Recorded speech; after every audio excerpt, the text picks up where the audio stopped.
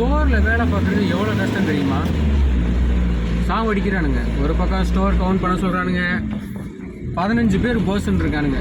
முதலாளிகளில் supervisor கிட்டத்தட்ட 15 பேர் இருக்கானுங்க. 15 பேரும் ஃபோன் பண்ணுறானுங்க. எனக்கு அந்த ஜாமான் வேணும், எனக்கு இந்த ஜாமான் வேணும். இந்த கன்ஸ்ட்ரக்ஷனில் வேலை செய்கிறவங்களாம் ரொம்ப கஷ்டம்லாம்.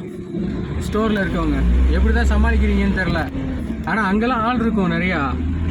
எனக்கு சத்தியமாக சொல்கிறேன், நான் ஒரு ஆள் தான் இந்த ஸ்டோரை பார்த்துக்கணும். ஏன்னா ப்ராஜெக்ட் வந்து ரொம்ப சின்ன ப்ராஜெக்ட் அப்படின்றவங்கள.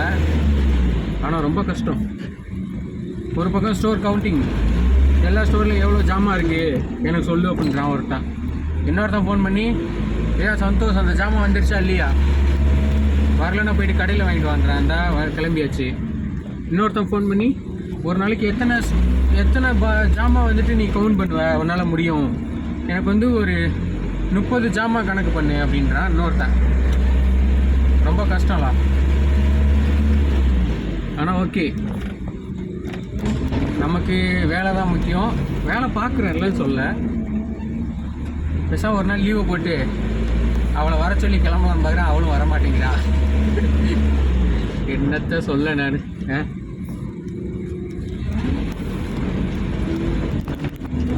இப்போ போயிட்டு ஆஃபீஸில் போயிட்டு காசு வாங்கணும். காசு வாங்கிட்டு அந்த ஜாமான், என்னடா கேமரா ஒரு மாதிரியா இருக்கு,